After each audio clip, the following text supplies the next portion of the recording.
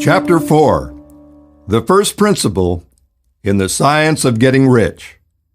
Thought is the only power which can produce tangible riches from the formless substance. The stuff from which all things are made is a substance which thinks, and a thought of form in this substance produces the form. Original substance moves according to its thoughts. Every form and process that you see in nature is the visible expression of a thought in original substance. As the formless stuff thinks of a form, it takes that form. As it thinks of a motion, it makes that motion. That is the way all things were created. We live in a thought world, which is part of a thought universe. The thought of a moving universe extended throughout formless substance, and the thinking stuff moving according to that thought, took the form of systems of planets and maintains that form. Thinking substance takes the form of its thought and moves according to the thought, holding the idea of a circling system of suns and worlds. It takes the form of these bodies and moves them as it thinks. Thinking the form of a slow-growing oak tree, it moves accordingly and produces the tree, though centuries may be required to do the work. In creating, the formless seems to be moving according to the lines of motion it has established. The thought of an oak tree does not cause the instant formation of a full-grown tree, but it does start in motion the forces which will produce the tree along established lines of growth. Every thought of form, held in thinking substance, causes the creation of the form, but always, or at least generally, along lines of growth and action already established. The thought of a house of a certain construction, if it were impressed upon formless substance, might not cause the instant formation of the house, but it would cause the turning of creative energies already working in trade and commerce into such channels as to result in the speedy building of the house. And if there were no existing channels through which the creative energy could work, then the house would be formed directly from primal substance without waiting for the slow processes of the organic and inorganic world. No thought of form can be impressed upon original substance without causing the creation of the form. We are thinking centers and can originate thought. All the forms that we have fashioned with our hands must first exist in our thoughts. We cannot shape a thing until we have thought that thing. And so far, man has confined his efforts wholly to the work of his hands. He has applied manual labor to the world of forms, seeking to change or modify those already existing. He has never thought of trying to cause the creation of new forms by impressing his thoughts upon formless substance.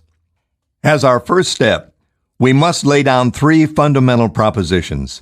First, we assert that there is one original formless stuff, or substance, from which all things are made. All the seemingly many elements are but different presentations of one element.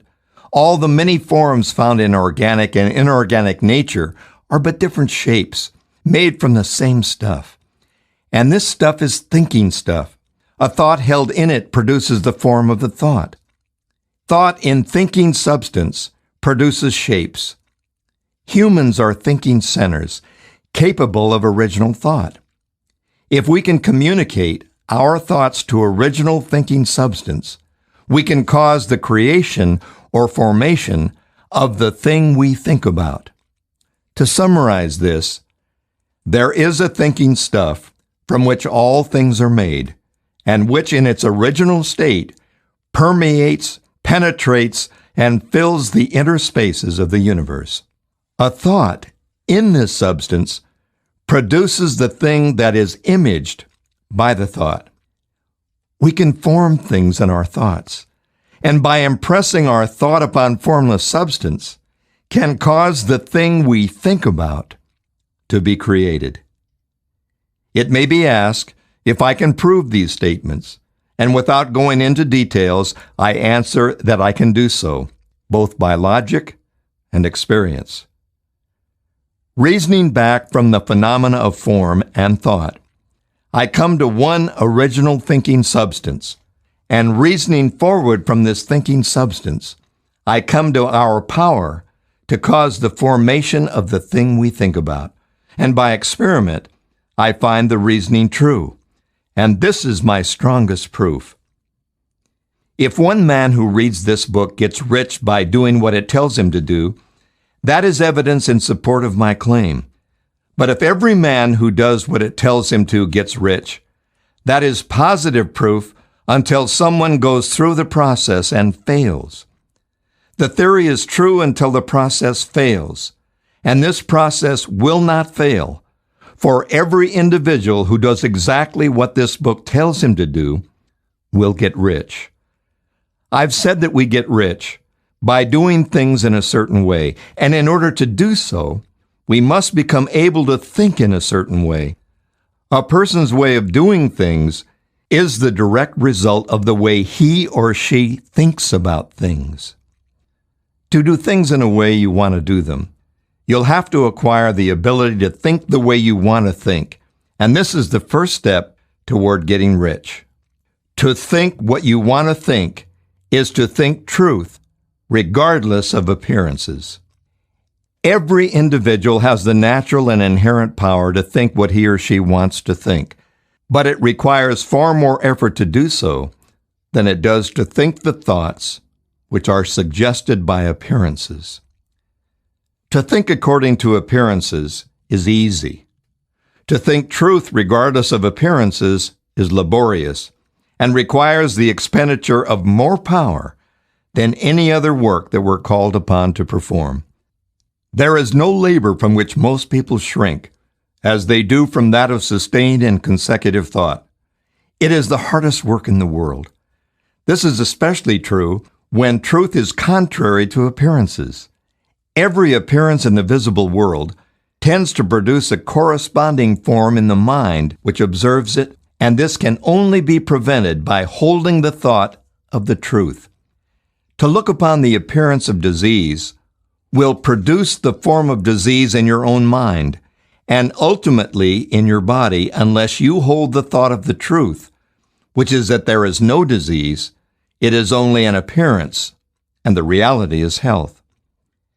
To look upon the appearance of poverty will produce corresponding forms in your own mind unless you hold to the truth that there is no poverty, there is only abundance. To think health when surrounded by the appearances of disease, or to think riches when in the midst of appearances of poverty, requires power. But he or she who acquires this power becomes a mastermind. We can conquer fate, we can have what we want.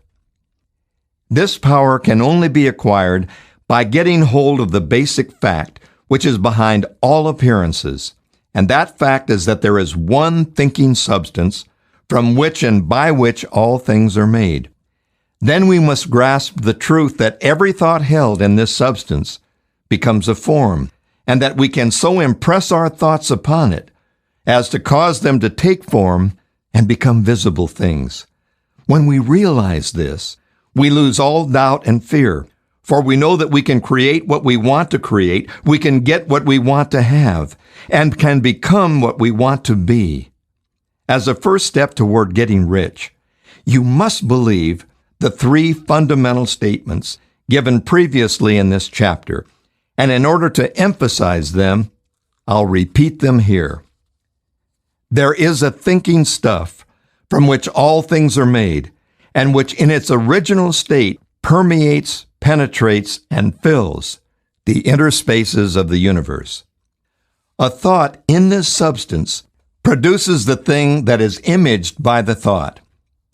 We can form things in our thoughts, and by impressing our thoughts upon formless substance, can cause the thing that we think about to be created. You must lay aside all other concepts of the universe than this monistic one, and you must dwell upon this until it is fixed in your mind, and has become your habitual thought. Listen to these creed statements over and over again. Fix every word upon your memory, and meditate upon them until you firmly believe what they say. If a doubt comes to you, cast it aside as a sin.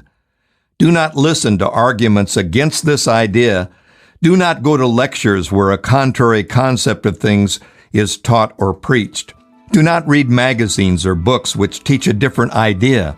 If you get mixed up in your faith, all of your efforts will be in vain. Do not ask why these things are true, nor speculate as to how they can be true. Simply take them on trust. The science of getting rich begins with the absolute acceptance of this faith.